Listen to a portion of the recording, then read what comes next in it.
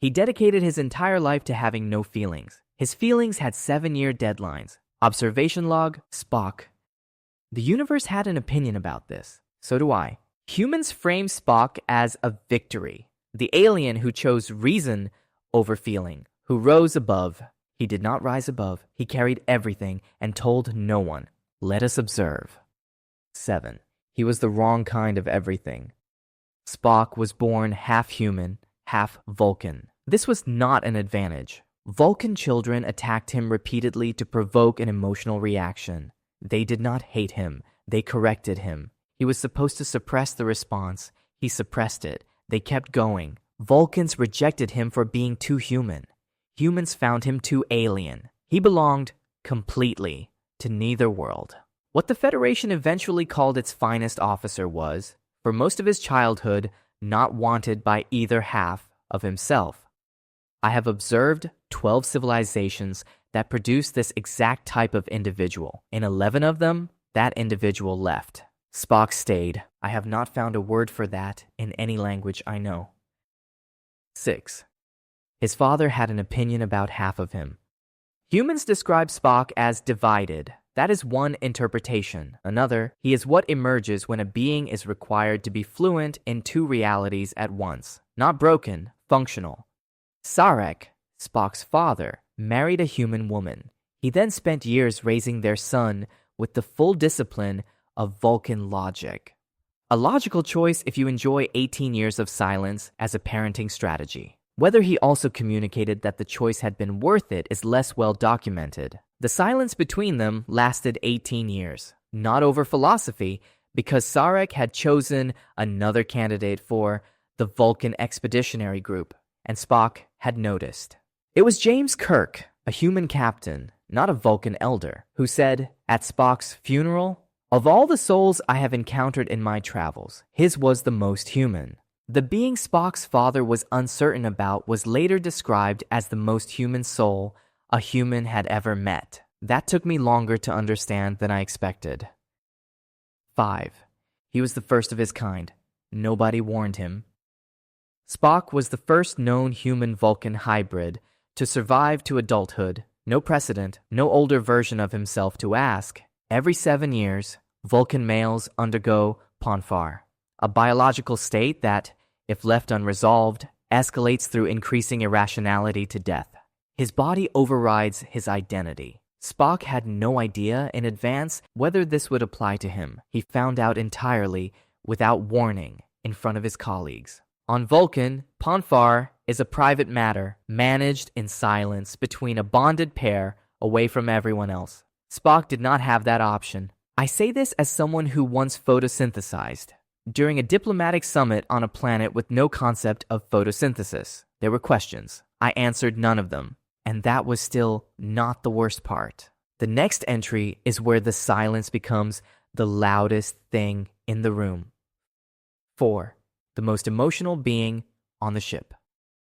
Vulcans are not emotionless. They are overwhelmed, which is why they suppress. Spock's emotions were worse. His human half did not reduce them. It amplified them. The most emotionally charged individual on the USS Enterprise spent every mission in complete composure, not because he had nothing to feel, but because what he felt was too large to safely express in a room full of people he was responsible for keeping alive. His colleagues interpreted this as coldness. He was not cold. He was the only one in the room who understood exactly how warm he was and what it would cost to show it.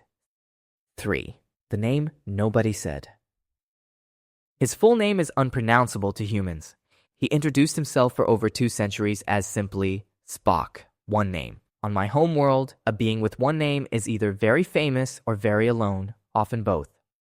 I have documented a civilization, the Velhari, from what you would call the sculptor dwarf galaxy, who existed for 11,000 years before their last settlement was lost, that had no word for stranger. Every individual was known by their full name or not addressed at all. To use a shortened name was not an insult. It was a statement.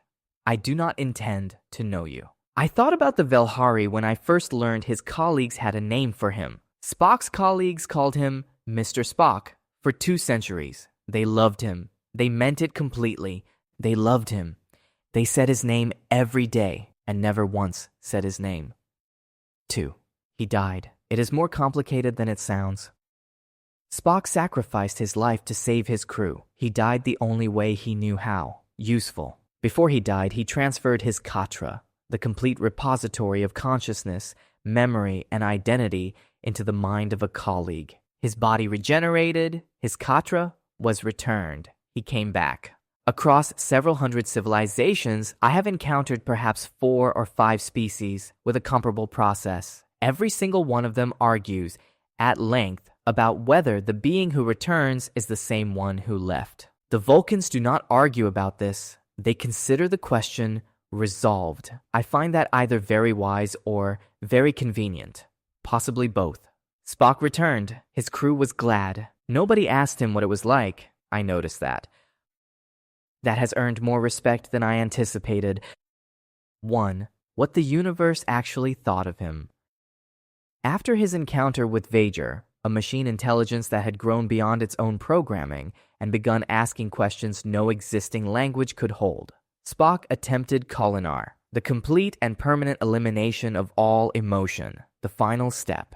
He did not complete it. The common interpretation is that he failed because of his human half.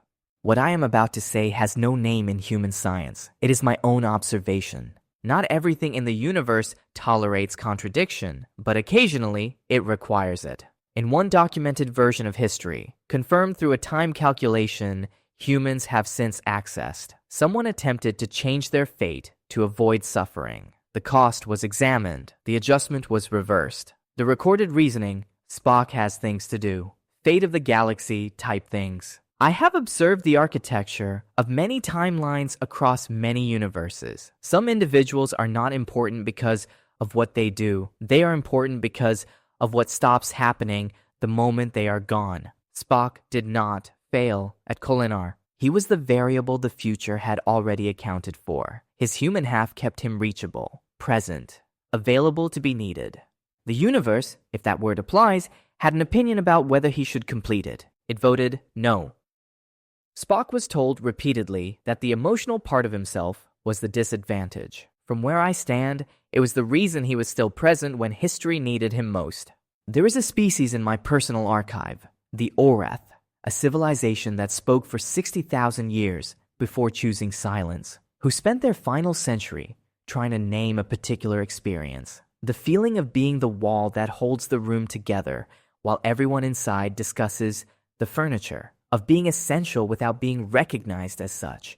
They never agreed on a name, but they built a monument to it before they stopped speaking. It still stands. I have looked for a comparable monument to the opposite, the wall that was noticed in time. I have not found one yet. The question I keep returning to is not why Spock suppressed his feelings for so long. It is, for whom? Spock was observed and ultimately celebrated by what I have come to call the species that takes 400 years to appreciate what it already has. They are improving gradually. He introduced himself for over 2 centuries as Spock, one name, no origin, no explanation. So did I.